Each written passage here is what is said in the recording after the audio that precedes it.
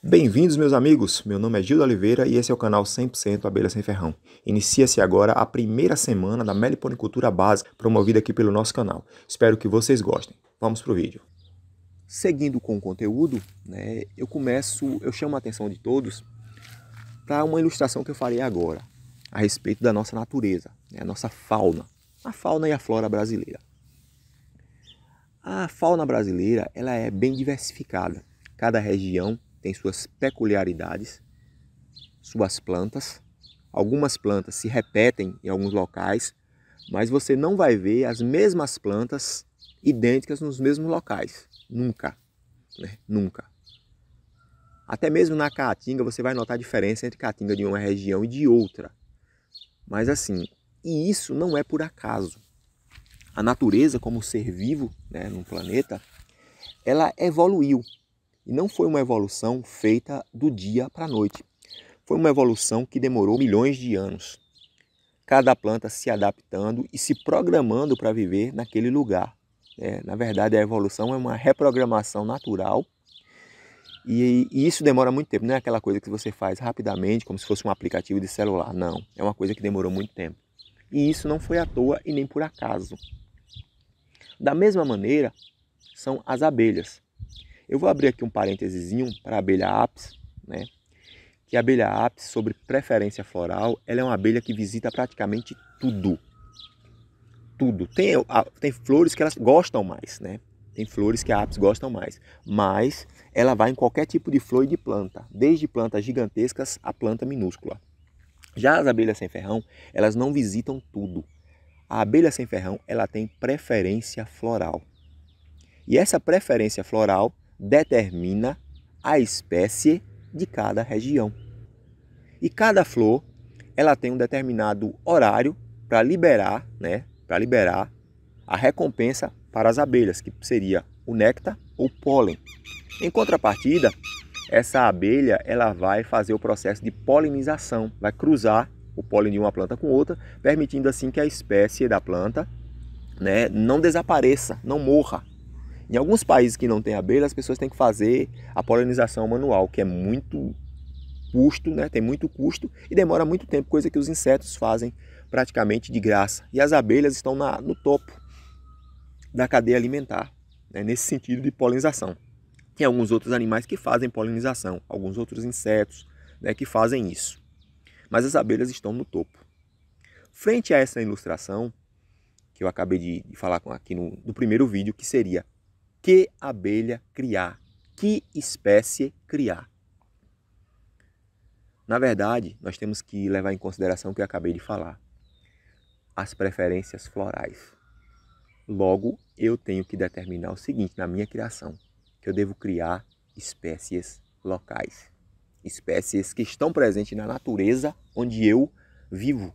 Por quê? Porque devido à evolução, essas abelhas evoluíram junto com essas plantas para aquele local. Não é à toa que tem espécies de abelhas. No Brasil a gente tem muitas espécies de abelha e nem todas as espécies estão em todos os lugares. Alguns lugares tem a Melipona mandaçaia MQA. Em outros lugares nós temos a Melipona quadrifaciata, que é a Melipona mandaçaia MQQ, como o pessoal chama. Em outros lugares nós temos o urussu nordestina. Em outros lugares nós temos a moça branca. Em outros lugares nós temos a marmelada. Tudo isso, gente, faz parte de uma evolução que demorou milhões de anos. Não foi uma coisa criada do dia para a noite para a natureza. Não estou aqui dizendo que sou dono da verdade sobre a criação. Cada meliponicultor ele decide o que ele quer criar. Mas nós temos que levar em consideração isso, o que a natureza quer. Muitas vezes o homem interfere na natureza achando que vai fazer alguma coisa benéfica e acaba prejudicando. A maioria das vezes que o homem interfere no andar natural das coisas, ele acaba prejudicando. Então, num primeiro momento, a gente deve decidir o que criar. E se você vai iniciar a sua criação, crie abelhas locais. Eu sei que tem espécies muito bonitas, muito coloridas, de cores variadas. Nós temos que levar em consideração o local onde a gente vive. E para isso, a gente tem que entender que as nossas abelhas elas não vão em tudo.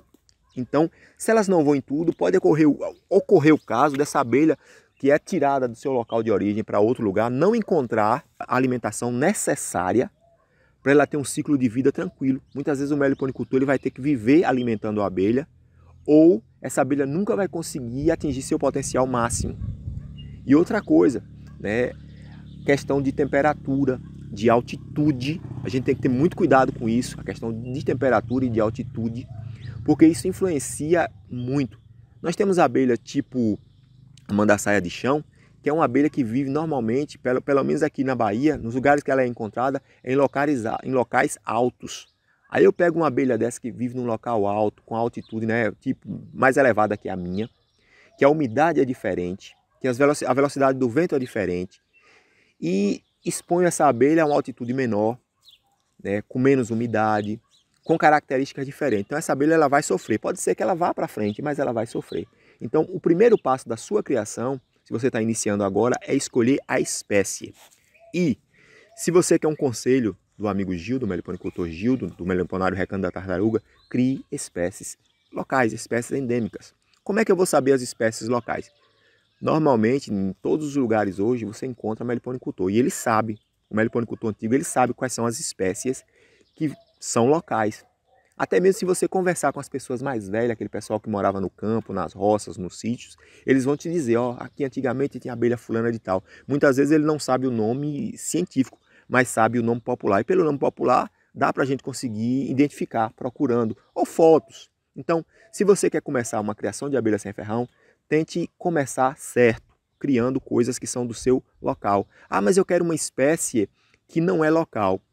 Aí é com você. Se você quer criar, eu não posso fazer nada, mas saiba que você pode estar sendo um assassino desse enxame, você pode estar matando. Tem espécies que vão bem em outros locais, né? Tem espécies que vão bem em outros locais, mas geralmente é na mão, elas vão bem na mão de meliponicultores experientes, o cara que sabe manejar corretamente, que tem todos os macetes da criação.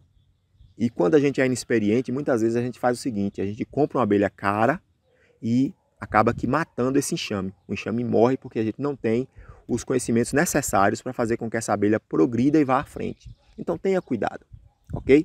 Esse é o primeiro vídeo, né, o conteúdo falando a respeito da criação.